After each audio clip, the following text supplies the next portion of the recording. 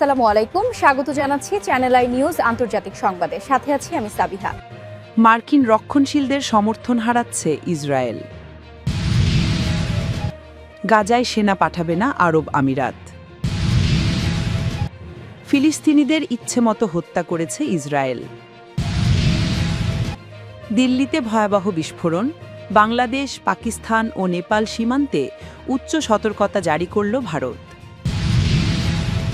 পরবর্তী যুদ্ধের প্রস্তুতি, ২৪ ঘণ্টায় ব্যস্ত ইরানি মিসাইল কারখানা। গাজায় যুদ্ধবিরতি লঙ্ঘন করে ইসরায়েলি হামলা, শিশুসহ নিহত ২। এতক্ষণ শুনছিলেন সংবাদ শিরোনাম, এখন জানাবো বিস্তারিত। মার্কিন রক্ষণশীলদের সমর্থন হারাচ্ছে ইসরায়েল। আমেরিকার রক্ষণশীল রাজনৈতিক শিবির, বিশেষ করে খ্রিস্টিয়ান ইভাঞ্জেলিক্যাল সম্প্রদায়ের মধ্যে দীর্ঘদিন ধরে ইসরায়েলের প্রতি শক্ত সমর্থন দেখা যেত। এই সমর্থন ধর্মীয় বিশ্বাস এবং বাইবেলের ঐতিহাসিক প্রেক্ষাপট থেকে উদ্ভূত হয়েছে। তবে সম্প্রতি গাজা যুদ্ধে এবং কিছু প্রভাবশালী ব্যক্তির সমালোচনায় এই সমর্থনে ফাটল ধরতে শুরু করেছে। এই পরিবর্তন শুধু রাজনৈতিক নয়, বরং ইসরায়েলের জন্য অর্থনৈতিক ও সামরিক ঝুঁকিও তৈরি করতে পারে। গত কয়েক বছরে বিশেষ করে অনলাইনে এই সমর্থনে পরিবর্তন লক্ষ্য করা গিয়েছে। ইভাঞ্জেলিক্যালদের প্রচলিত বিশ্বাস অনুযায়ী ঈশ্বর ইহুদিদের সঙ্গে একটি চিরন্তন চুক্তি করেছেন এবং তাদের ভূমি চিরকাল তাদের অধিকার। কিন্তু গাজায় ইসরায়েলের সামরিক কর্মকাণ্ড, আমেরিকার অর্থসামরিক সাহায্যের বিরোধিতা এবং প্রভাবশালী রক্ষণশীল নেতাদের বিতর্কিত মন্তব্য এই সমর্থনকে দুর্বল করেছে। উদাহরণস্বরূপ, Tucker Carlson, Candace Owens, Marjorie Taylor গ্রিনের মতো প্রভাবশালী ব্যক্তি ইসরায়েলের প্রতি সমালোচনিক ভূমিকা নিয়েছেন। ওকলাহোমার ইভাঞ্জেলিক্যাল পাস্টর এবং পাস্টর্স ফর ট্রাম্পের প্রতিষ্ঠাতা জ্যাকসন লাহমেয়ার বলেন, আমেরিকার ইভাঞ্জেলিক্যালের সাধারণত ইসরায়েলের শক্ত সমর্থক, তবে বর্তমানে অনলাইনে এবং জনমত তৈরির প্ল্যাটফর্মে আলোচনা পরিবর্তিত হচ্ছে। টাকার কার্লসন সম্প্রতি তার শোতে সাদা জাতীয়তাবাদী নিক ফুয়েন্তেসকে আমন্ত্রণ জানিয়েছেন। যদিও তিনি ফুয়েন্তেসের চরম ইহুদি বিরোধী মন্তব্যের সঙ্গে একমত নন, তবুও তিনি ইসরায়েলের প্রতি সমালোচনার ধারণা ভাগ করেছেন। জরিপে ৬৯,০০০-এরও অধিক ফিলিস্তিনি নিহত হয়েছেন এবং যুদ্ধবিরতি সত্ত্বেও হতাহত বন্ধ হচ্ছে না, কারণ সে সময় ১.৫ মিলিয়ন পর্যটক গাজায় ভ্রমণ করছিল। তরুণ রক্ষণশীলদের মধ্যে এই পরিবর্তন আরও লক্ষণীয়।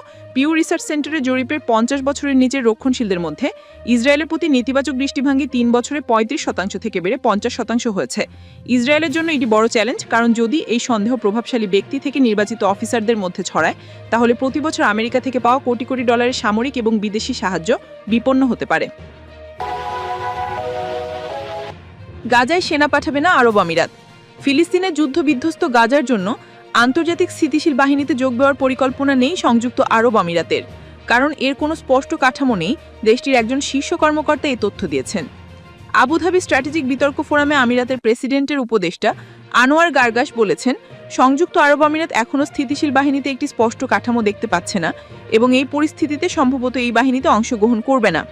মার্কিন সমন্বিত আন্তর্জাতিক বাহিনীতে মিশর, কাতার, তুরস্কের পাশাপাশি সংযুক্ত আরব আমিরাতের সৈন্যদের অন্তর্ভুক্ত করার সম্ভাবনা রয়েছে। গত সপ্তাহে মার্কিন প্রেসিডেন্ট ডোনাল্ড ট্রাম্প বলেছিলেন, এই বাহিনী খুব দ্রুত গাজায় উপস্থিত হবে, কারণ ২ বছরের যুদ্ধের পর সেখানে একটি ভঙ্গুর যুদ্ধবিরতি চলছে। ২০২০ সালে ট্রাম্পের প্রথম মেয়াদে আব্রাহাম চুক্তি স্বাক্ষরের পর ইসরায়েলের সঙ্গে আনুষ্ঠানিকভাবে সম্পর্ক স্থাপন করা কয়েকটি আরব দেশের মধ্যে তেল সমৃদ্ধ সংযুক্ত আরব আমিরাতও অন্যতম। ফিলিস্তিনিদের ইচ্ছেমতো হত্যা করেছে ইসরায়েল। গাজায় ইসরায়েলি বর্বরতা গোটা বিশ্ব দেখেছে, কিভাবে নারী ও শিশুদের প্রতিদিন হত্যা করা হতো। এবার সেই ভয়াবহ হত্যাযজ্ঞের কথা স্বীকার করেছেন খোদ ইসরায়েলি সেনারাই। তারা জানিয়েছে, গাজায় যুদ্ধ চলাকালীন সব ধরনের সামরিক নিয়মকানুন ভেঙে পড়েছিল, আইনি বিষয়গুলো ধুলায় মিশে গিয়েছিল। বেসামরিক লোকদের হত্যা করা হতো, নিছক অফিসারদের ব্যক্তিগত খেয়ালখুশি মতো। ব্রিটিশ টিভি চ্যানেল আইটিভির প্রামাণ্যচিত্র ব্রেকিং র্যাঙ্কস ইনসাইডার ইসরায়েলস ওয়ারে ইসরায়েলি সেনা ও কর্মকর্তাদের বর্ণনায় এসব তথ্য উঠে এসেছে। ইসরায়েলের প্রতিরক্ষা বাহিনীর ট্যাঙ্ক ইউনিটের কমান্ডার ড্যানিয়েল বলেন, আপনি যদি কোনো বাধা ছাড়াই গুলি করতে চান, তাহলে সেটি আপনি করতে পারেন। ইসরায়েলি সেনাদের মধ্যে বেশ কয়েকজন নাম প্রকাশ না করেই সে তথ্যচিত্রে অংশ নিয়েছেন। তারা সবাই সরকারি সেনাদের আচরণ অবক্ষয়ের দিকে ইঙ্গিত করেছেন। এছাড়া আইডিএফ মানবদেহ হিসেবে ফিলিস্তিনিদের নিয়মিত ব্যবহার করত, সেটিও তাদের কথায় উঠে এসেছে। আইডিএফের সরকারি নির্দেশিকায় বলা হয়েছে, একজন সৈনিক কেবল তখনই গুলি চালাবে যখন লক্ষ্যবস্তুর কাছে হাতিয়ার থাকবে এবং তাকে ক্ষতি করার ক্ষমতা থাকবে। কিন্তু ক্যাপ্টেন ইয়োটাম উইল্ক বলেন, গাজায় এসবের কিছুই ছিল না, শুধু হাঁটার সময় সন্দেহ হলেও তাকে গুলি করা হতো। এলি নামে পরিচিত একজন সেনা বলেছেন, জীবন ও মৃত্যু বা গুলি চালানোর নিয়ম দ্বারা নির্ধারিত হয় না, এটি স্থূলভাবে কমান্ডারের বিবেকে সিদ্ধান্ত নিয়ে থাকে। এই সৈনিক আরও জানান, এই পদ্ধতিতে কেউ দ্রুত হেঁটে গেলেও সন্দেহজনক, আবার খুব ধীরে হাঁটলেও সন্দেহজনক। এলি একটি ঘটনার বর্ণনা দিয়েছেন যেখানে একজন ব্যক্তি ছাদে কাপড় শুকাতে দিয়েছেন। কর্তৃপক্ষ নির্ধারণ করেছেন তিনি টার্গেটে পড়েছেন, কিন্তু তিনি দোষী নন। এখানে এমন নয় যে তার কাছে দূরবীন বা অস্ত্র ছিল, তিনি শুধু কাপড়ই শুকাতে দিয়েছিলেন। কিন্তু ট্যাঙ্ক থেকে একটি গোলা ছোড়া হয়, ভবনটি অর্ধেক ভেঙে পড়ে, এর ফলে অনেক আহত হয়। আইডিএফের গোয়েন্দা তথ্যে দেখা গিয়েছে ইসরায়েলি সামরিক কর্মকর্তাদের হিসাব অনুযায়ী গাজায় নিহতদের ৮৩% ছিল বেসামরিক, যা আধুনিক সংঘাতের জন্য একটি ঐতিহাসিক সর্বোচ্চ। এই যুদ্ধে ৬৯,০০০-এরও বেশি ফিলিস্তিনি নিহত হয়েছেন এবং ১ মাস আগে শুরু হওয়া যুদ্ধবিরতি সত্ত্বেও হতাহত বন্ধ হচ্ছে না। দিল্লিতে ভয়াবহ বিস্ফোরণ, বাংলাদেশ, পাকিস্তান ও নেপাল সীমান্তে উচ্চ সতর্কতা জারি করল ভারত। দিল্লির লালকেল্লার কাছে ভয়াবহ বিস্ফোরণের পর পাকিস্তান, বাংলাদেশ ও নেপাল সীমান্তে উচ্চ সতর্কতা জারি করেছে ভারত।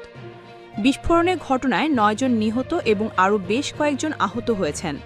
সোমবার ১০ নভেম্বর রাতে আন্তর্জাতিক সীমান্তগুলোতে নিরাপত্তা জোরদার করেছে ভারত সরকার, খবর ইন্ডিয়া টুডে। প্রতিবেদনে বলা হয়েছে, সীমান্ত নিরাপত্তা বাহিনী বিএসএফ পাঞ্জাবের ভারত-পাকিস্তান সীমান্ত জুড়ে নজরদারি বাড়িয়েছে, পাশাপাশি উত্তরপ্রদেশ নেপাল সীমান্ত এবং অন্যান্য সেনা চৌকিগুলোতেও নিরাপত্তা জোরদার করা হয়েছে। এছাড়া সব ধরনের সম্ভাবনা খতিয়ে দেখে ঘটনার তদন্ত শুরু করেছে ন্যাশনাল ইনভেস্টিগেশন এজেন্সি এবং দিল্লি পুলিশ। সংবাদ মাধ্যম এনডিটিভির প্রতিবেদনে বলা হয়েছে, ভারতের অন্যতম গুরুত্বপূর্ণ ঐতিহাসিক পর্যটন স্থাপনা লালকেল্লার পাশে বিস্ফোরণ ছিল অত্যন্ত শক্তিশালী।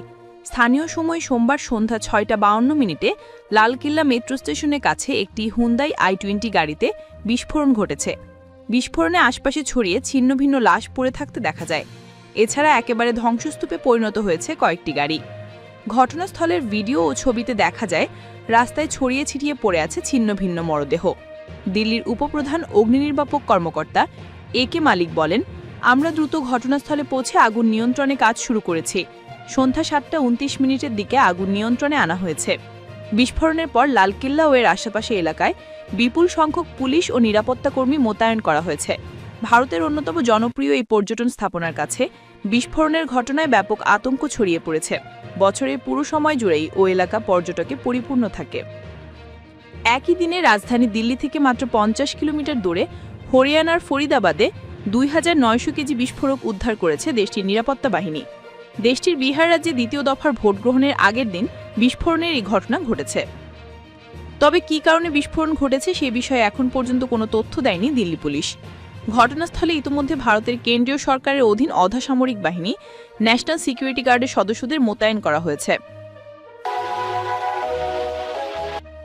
পরবর্তী যুদ্ধের প্রস্তুতি, ২৪ ঘণ্টায় ব্যস্ত ইরানি মিসাইল কারখানা। ২০১৫ সালের পরমাণু চুক্তি মেয়াদোত্তীর্ণ এবং সব নিষেধাজ্ঞা পুনর্বহাল হওয়ার পর মধ্যপ্রাচ্যে আবারও উত্তেজনা চরমে।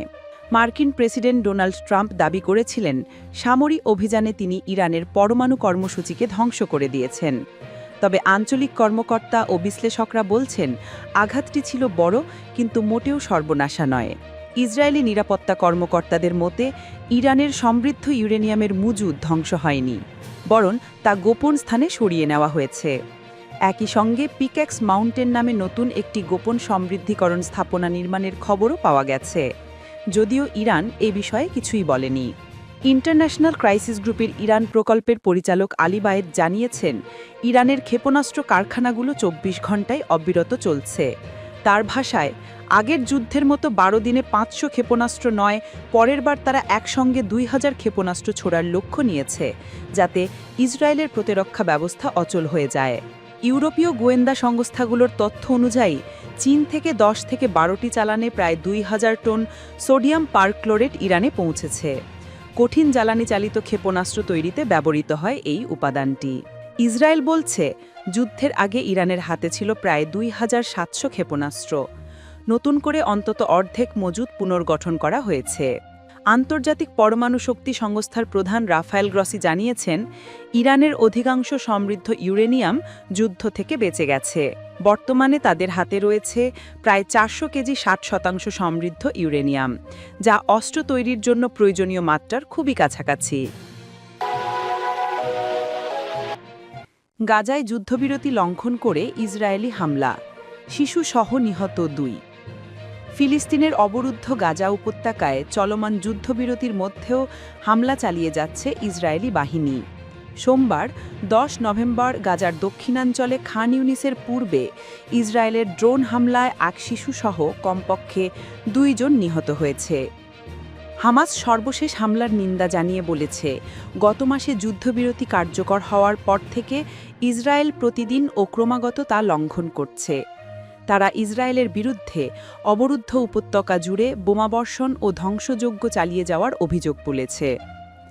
সোমবার সামাজিক যোগাযোগ মাধ্যম টেলিগ্রামে প্রকাশিত এক বিবৃতিতে গোষ্ঠীটি জানিয়েছে, 10 অক্টোবর যুদ্ধবিরতি কার্যকর হওয়ার পর থেকে ইসরায়েলি হামলায় 271 জন নিহত হয়েছে। এর মধ্যে 90%-এরও বেশি বেসামরিক নাগরিক এবং আরও 662 জন আহত হয়েছে।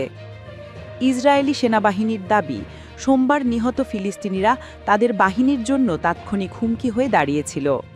তারা তথাকথিত হলুদ রেখার ভিতরেও বাড়িঘর পরিকল্পিতভাবে ধ্বংস করছে।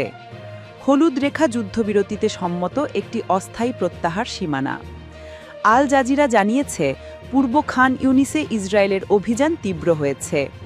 এলাকার বৃহত্তম পৌরসভা বানি সুহেলার মেয়র হামদান রাদোয়ান বলেছেন, প্রতিটি দোতলা ভবন বা বাড়িকে লক্ষ্যবস্তু করা হচ্ছে। আল জাজিরা নিশ্চিত করেছে, ইসরায়েলি বাহিনী মধ্য গাজার আবাসিক ভবনগুলো ধ্বংস করছে। স্যাটেলাইট চিত্র ও মাঠ পর্যায়ের ফুটেজে দেখা গেছে, বিশাল এলাকা ধ্বংসস্তূপে পরিণত হয়েছে।